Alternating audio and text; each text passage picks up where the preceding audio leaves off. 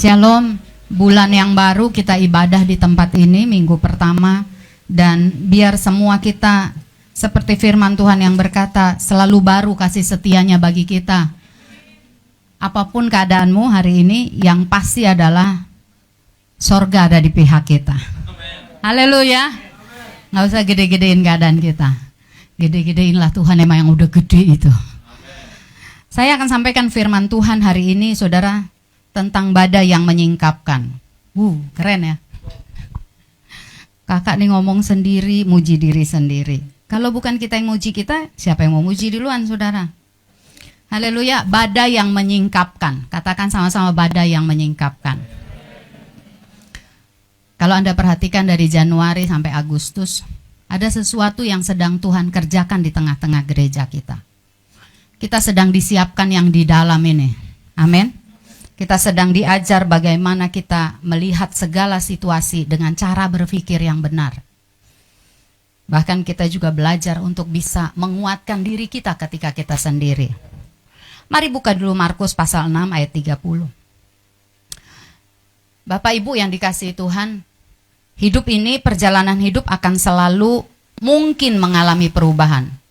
Bahkan bukan mungkin, pasti mengalami perubahan. Betul? Bilang kanan kiri, semua pasti akan berubah kok. Ketemu seseorang, ada yang bilang gini sama, kau makin cantik ya, gitu. Terus saya bilang juga, Anda kalau dipuji jangan lupa muji lagi dong. Kadang-kadang yang muji itu juga minta dipuji sih. Terus saya bilang, oh iya, Inang juga makin cantik. Ah enggak, aku kan makin tua, kata dia. Oh berarti cuman Inang yang nambah tua. Aku kan tambah tua juga, emang umur kita nambah terus kan? Emang pernah ada yang umurnya berkurang? Nah saudara, semua kita akan mengalami perubahan dalam hidup. Makanya kita pengkhotbah bilang begini, ada waktu tertawa, ada waktu menangis. Betul? Ada waktu lahir, ada waktu meninggal. Ada waktu orang datang, ada waktu orang pergi. Ada waktu menanam, ada waktu mencabut. Nah, dalam hidup ini selalu ada, saudara, perubahan. Lihat di Markus pasal 6, ini yang beberapa waktu ini saya belajar dan saya akan bagikan kepada kita. Markus 6 ayat 30, saya tidak suruh baca, tapi saudara cuma lihat perikopnya aja. Ketika murid-murid saudara mulai diajak untuk menyeberang, ayat 45, Markus 6 ayat 30, betul, saya yang salah. Markus 6 ayat 30, judul perikopnya adalah Yesus memberi makan 5.000 orang. Kisah ini dicatat 5.000 orang laki-laki diberi makan dengan 5 roti 2 ikan dan sisanya 12 bakul. Kisah ini fenomenal, sekolah minggu bisa ceritain. 5 roti 2 ikan sisa 12 bakul. Dan murid-murid masing-masing kalau orangnya 12 dibagi rata dapat sisa 1 bakul. Betul nggak? Bagi rata. Tuhan kita Tuhan yang adil. Amin. Modalnya terlalu sedikit, 5 roti 2 ikan. Ditaruh di bakul nggak penuh. Saya nggak tahu karena itu bekal sarapan seorang anak. Nggak mungkin mamanya bawain bekal anak gede-gede. Pasti kecil dong. Sesuai porsi anaknya. Waktu saya baca ini saya teringat bahwa kalau dimasukin dalam bakul modalnya nggak sampai 1 bakul, tapi cuannya 12 bakul.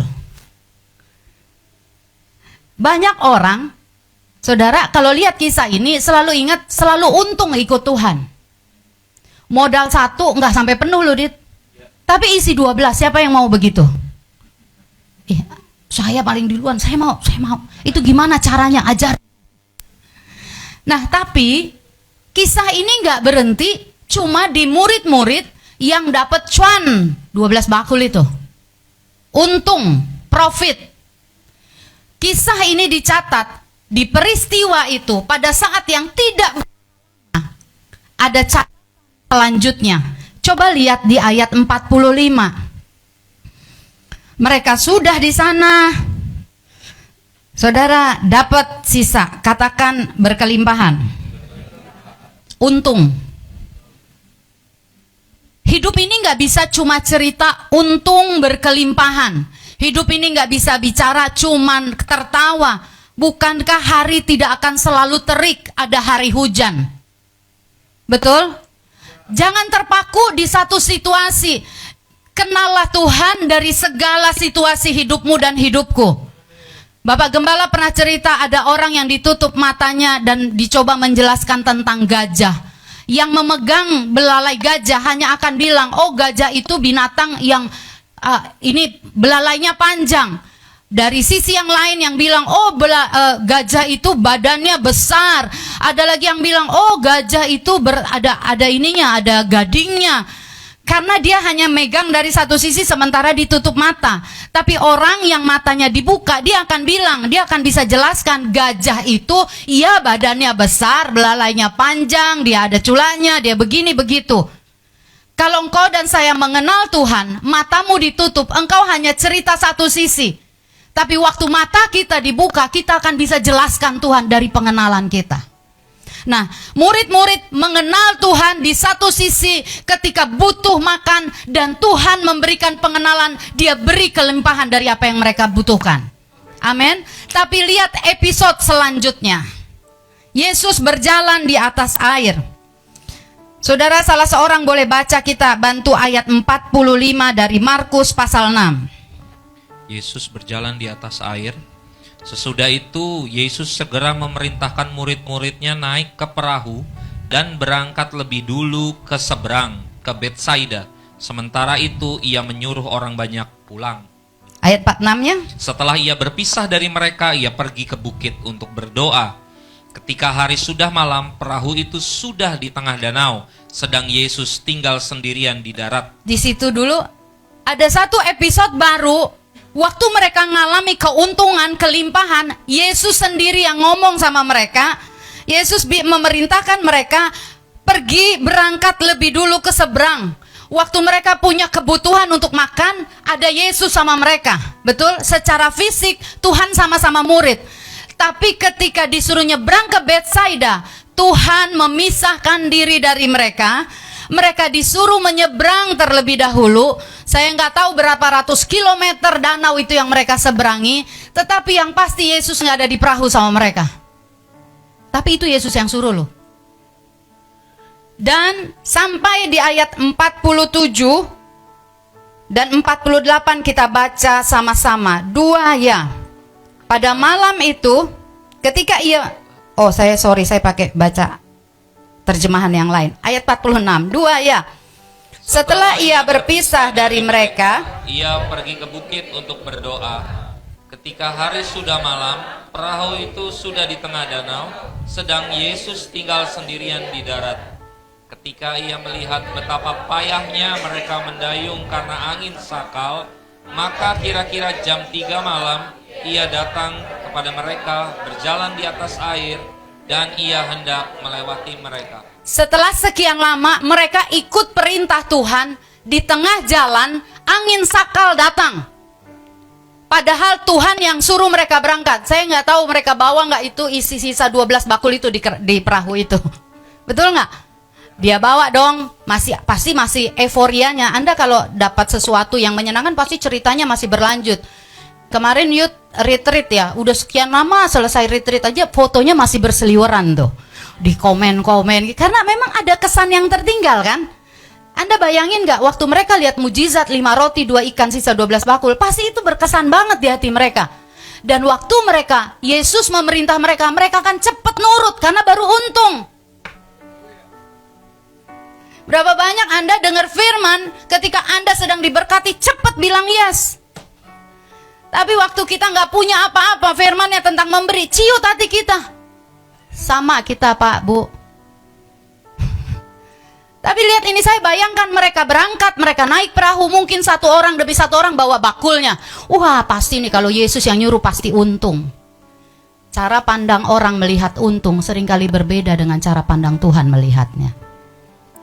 Amin. Dan dilihat saudara ayat 49, ketika ia melihat betapa payahnya mereka mendayung karena angin sakal, kira-kira jam 3 malam Yesus datang kepada mereka.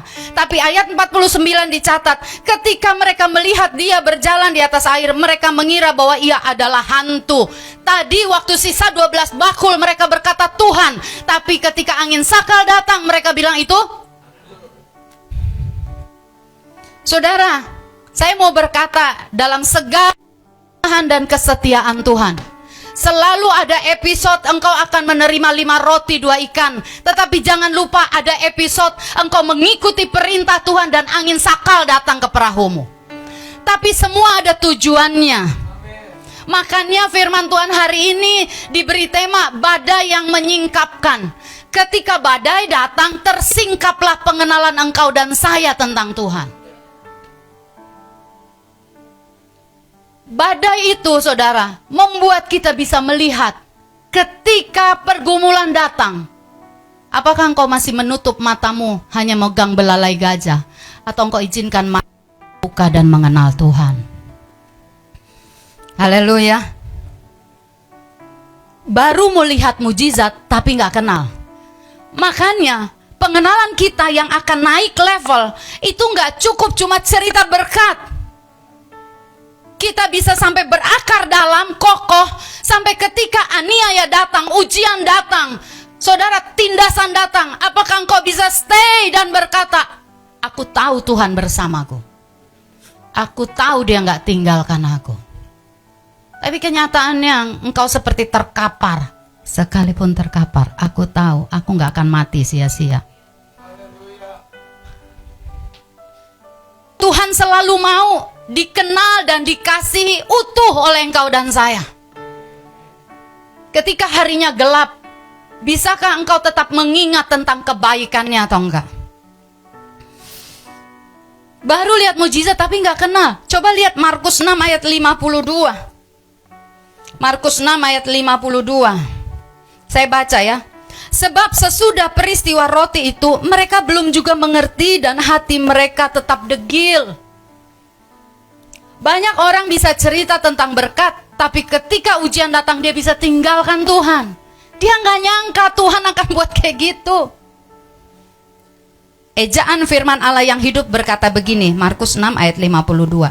Sekalipun mereka telah melihat mujizat pada petang sebelumnya, baru sehari sebelumnya, Mas Bro, dapat cuan. Sehari dan ujian datang. Saudara, kita harus siap dengan perubahan-perubahan yang akan datang. Katakan amin. Hidup ini gak selalu bicara sisa 12 bakul. Ada kalanya engkau menabur, engkau dapat limpahan tuh cepat. Tapi ada kalanya engkau menabur, engkau belum dapat tuayan kok. Sampai nanti di titiknya, waktu aku berbuat sesuatu, apakah karena hasil yang ingin kuperoleh, atau karena aku mencintai dia?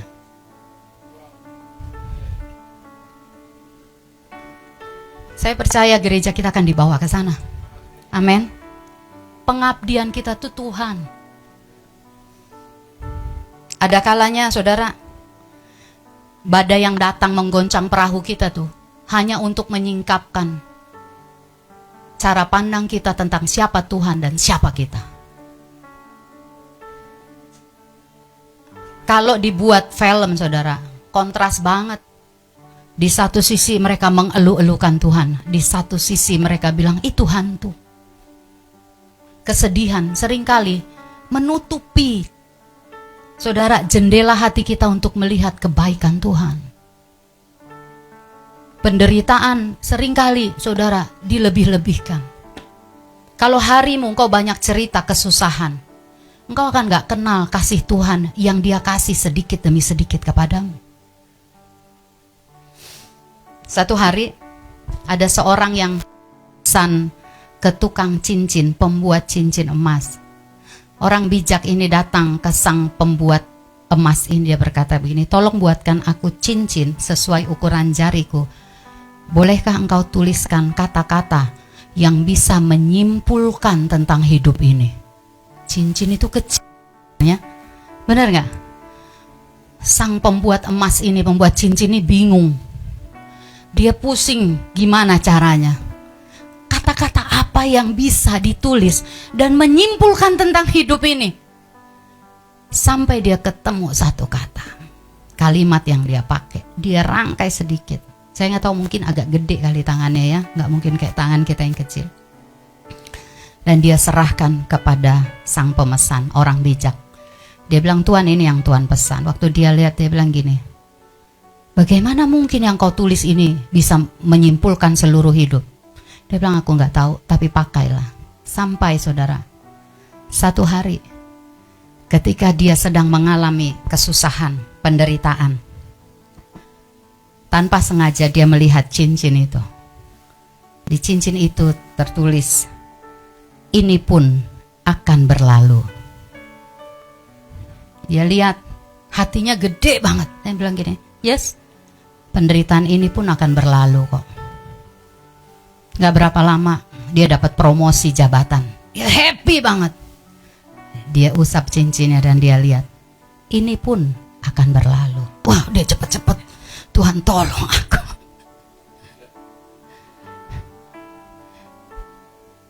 Dia lihat saudara usahanya bangkrut.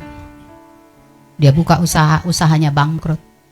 Ketika dia melihat kebangkrutan, tanpa sadar dia usap cincinnya dan dia lihat itu, ini pun akan berlalu. Yes, ini akan berlalu. Anda tahu nggak? Kalau engkau simpan kata-kata itu, ini akan berlalu. Waktu engkau berkelimpahan, hatimu tuh nggak congkak. Kau akan submit. Ini juga berlalu. Waktu engkau kekurangan, hatimu tuh nggak ciut. Ini juga akan berlalu kok. Amin. Coba lihat 1 Korintus 3. Saya akan masuk ke sini. Bagaimana kita membangun hidup ini? Sisa 12 bakul. Kalau engkau pakai cincin itu, engkau akan lihat ini pun akan berlalu. Haleluya. Gadis-gadis, waktu engkau memandang cermin, kau lihat betapa moleknya engkau, cantiknya engkau. Ingat, ini pun akan berlalu. Satu hari peot juga. Haleluya. Hah? Anda mau tarik benang sono sini, lama-lama jadi layangan singit ntar. Suntik sana sini. Saya ditawarin orang, Bu, ibu mau nggak biar diangkat pipi? Angkat kemana? Ke sorga gue diangkat. Saya, bukan gitu Bu, biar kenceng. Lah kenceng terus buat apa? Ntar juga kendor lagi. Yang ini pun akan berlalu. Kalau engkau sedang melayani Tuhan, hai pelayan-pelayan, orang diberkati. Ini buat hamba Tuhan ya, khususnya kami kok salaman. Makasih ya firman Tuhan yang memberkati. Ini pun akan berlalu. Jangan-jangan angin sakal datang, dia bilang firmannya nggak benar. Betul nggak? Anda pernah nggak rasa nggak bersetuju dengan firman? Sebenarnya bukan karena firmannya, karena kondisi hati kita. Datang pesan Tuhan yang engkau diberkati, ya kan? Tongkat gembala, kasih mereka makan. Gajinya dipotong. Mana? Salah abang nih nangkep firman Tuhannya nih. Gak cocok. Ini pun akan berlalu. Katakan haleluya. Jadi waktu dipuji, jaga hatimu. Amin. Coba lihat 1 Korintus 3 ayat 10-11.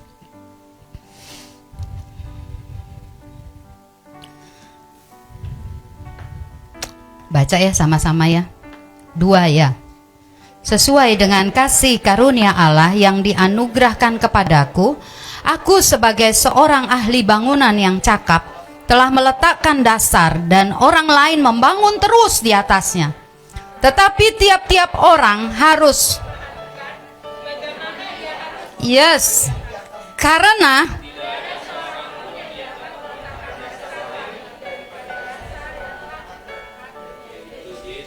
hidup ini bangunan.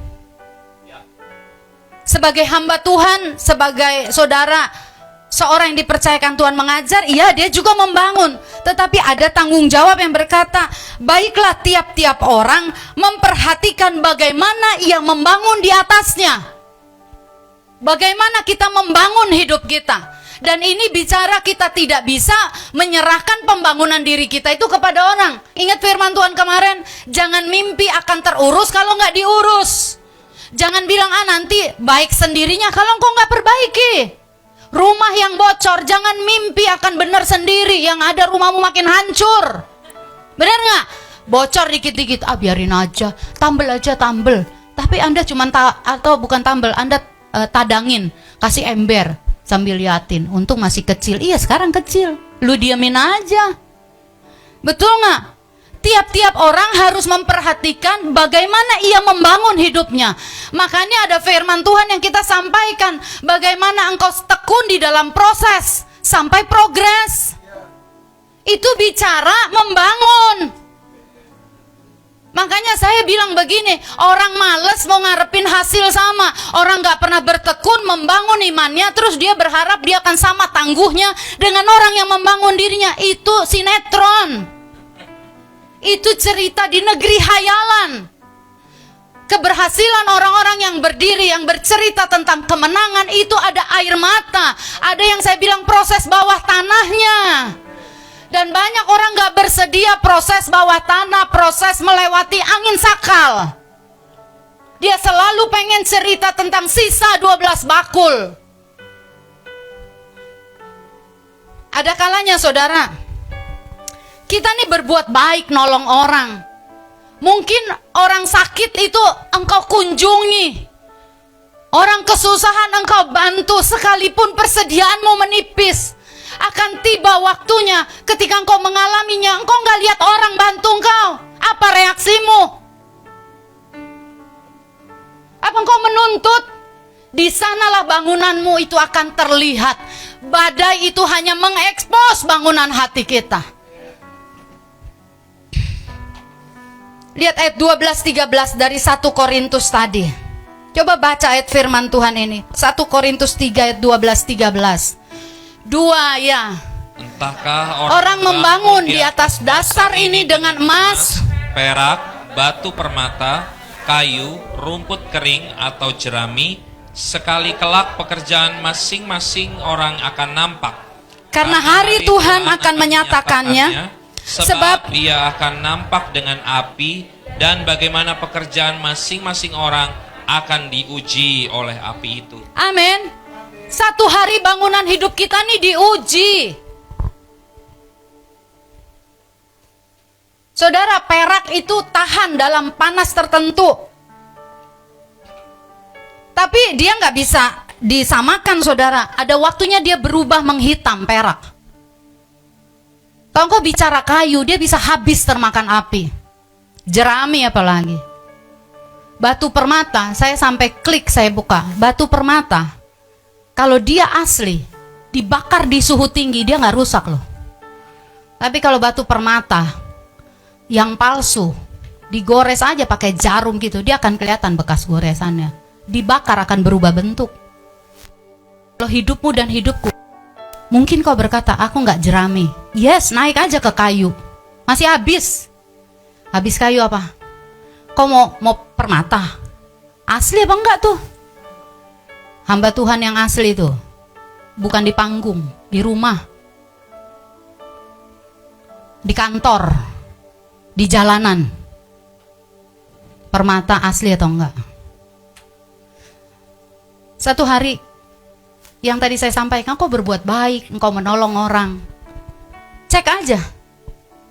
Episode badai datang. Engkau sedang struggle hidupmu, mengalami pergumulan hidup yang kayaknya berat. Engkau mulai ngarepin orang berlaku sama seperti engkau memperlakukan orang lain. Saya mau kasih tahu kabar baiknya. Biasanya nggak ada.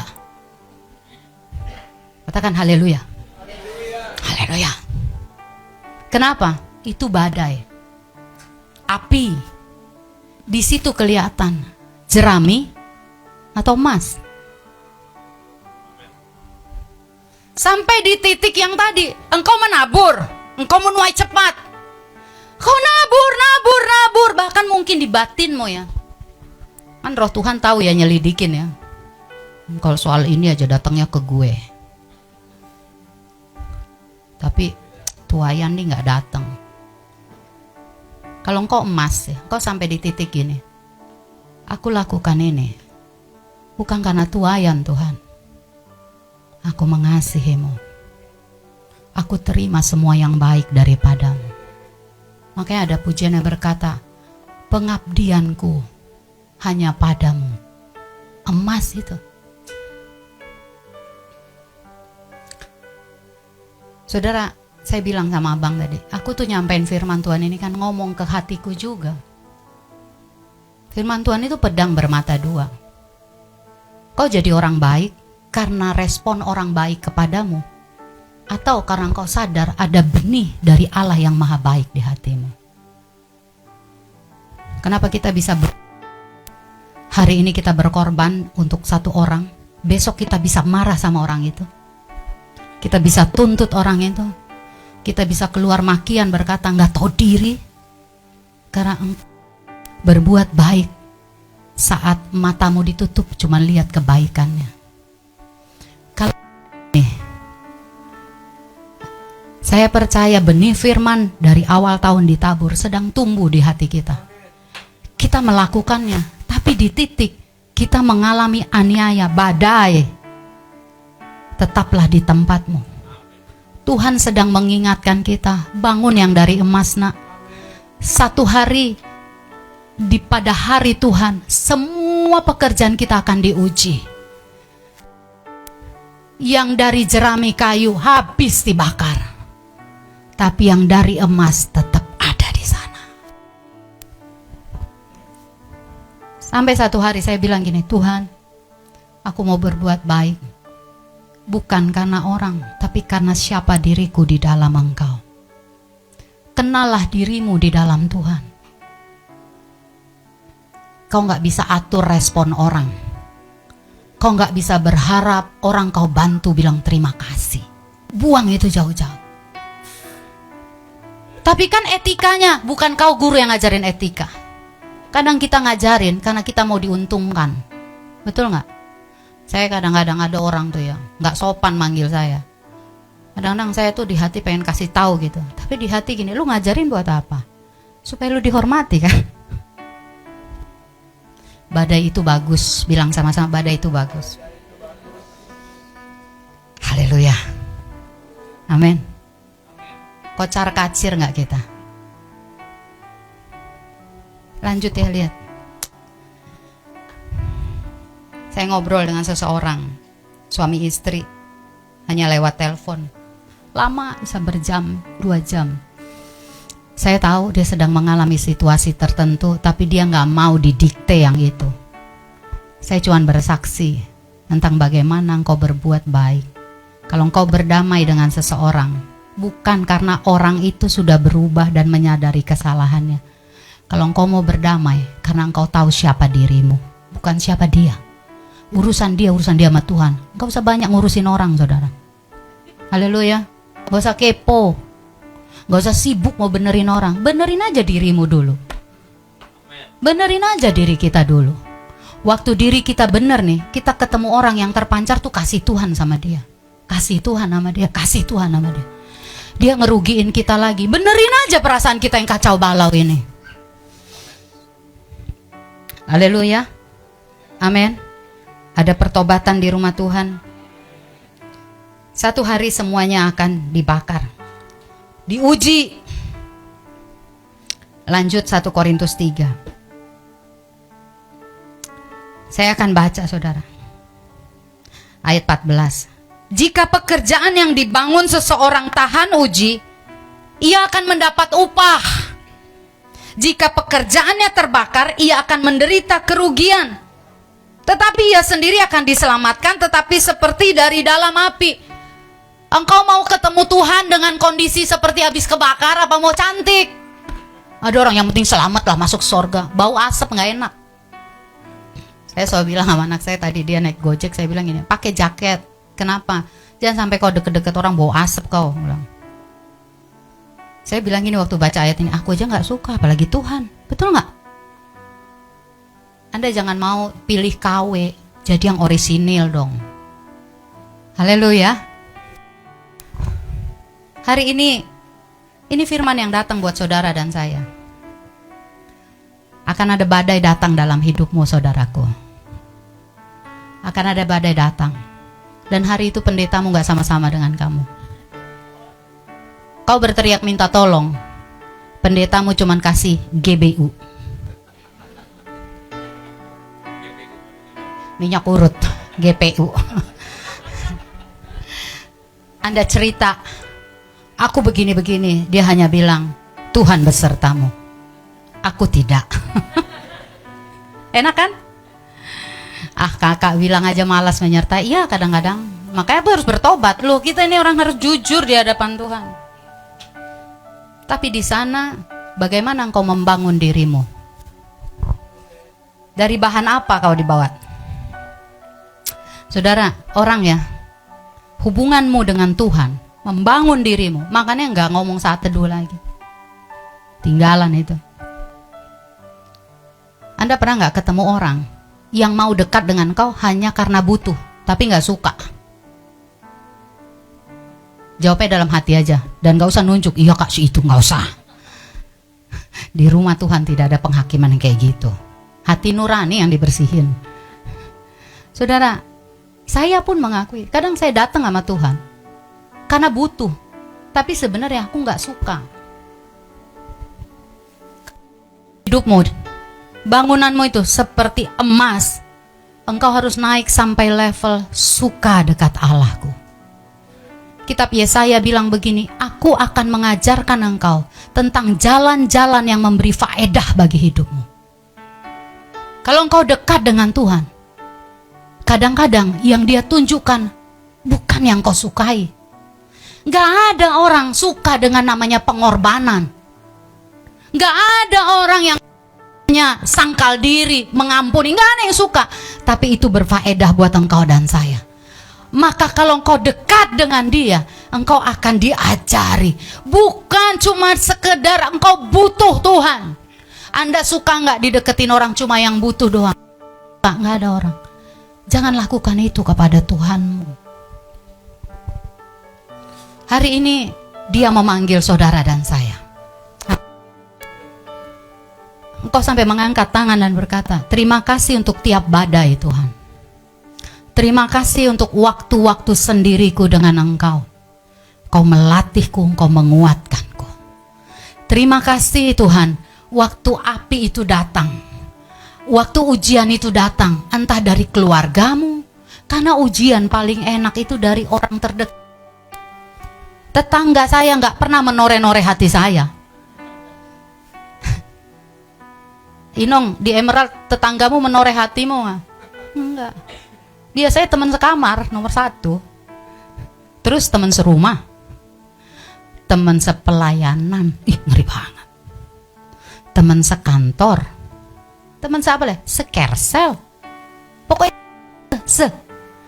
nggak ada tetangga tukang sayur itu menoleh hati. Nggak ada. Bilang kanan kiri, nggak ada ternyata. Makanya kenapa orang kalau di sesi pengampunan tuh bisa tercurah air matanya? Karena kadang-kadang yang diampuni orang sebelahnya. Sakit banget tuh. Dia nangis. Dia Tuhan. Dia semuanya. Lebih parah lagi kalau yang diampuni itu pendetanya lagi yang numpang tangan kan. Lepaskan, ya lu ini. Kau yang menyakitiku. Katakan haleluya. Anda kok kayaknya bener apa ada sakit hati sama saya? Bener gak? Yang paling terdekat itu rasanya. Tapi hari ini berterima kasihlah untuk itu semua. Sukalah dekat Tuhan. Mengadulah kepada Dia. Jadikan dia tempat sandaran pengaduanmu yang terbaik. Ketika saya siapkan ini, hati saya pun dilawat Tuhan. Saya bilang, Tuhan, ternyata aku ini belum tulus. Aku belum tulus kok. Aku masih suka ngedumel. Aku masih suka nuntut. Kalau lagi datang, itu masa padang gurun badai dan bangunannya jerami, Anda tahu, filenya, ya kan? Emang dia nggak berubah dari dulu? Orang ceritanya udah berapa tahun yang lalu. Anda tahu kenapa? Jerami. Karena jerami itu suka nutup-nutupin, bener nggak? Jerami tuh kalau numpuk, nutupin banyak tuh. Paku di situ kan ditutup jerami kan. Kalau emas, dia nggak perlu banyak, dikit juga mahal bro. Biasanya emas ditaruh di etalase biar cakep dilihat. Kalau belakang ditumpuk-tumpuk, kayu itu di bawah cacing, ular ya kan. Saya bilang sama Tuhan, aku bukan emas Tuhan, aku jerami. Buktinya, waktu satu hari tuntutan datang, ketika hatiku kering jauh dari Tuhan, aku bisa buka file lama. Aku marah ke si A, aku marah ke si B, aku nuntut dia, aku bilang emang gak berubah dari dulu. Keren ya? Gak berubah, kirain udah berubah. Malaikat bilang, lu yang gak berubah. Tapi kemarin aku fine-fine aja. Iyalah, lagi aman. Tapi badai datang menyingkapkan. Pertobatan ada di rumah Tuhan. Amin. Ayo tutup Alkitab.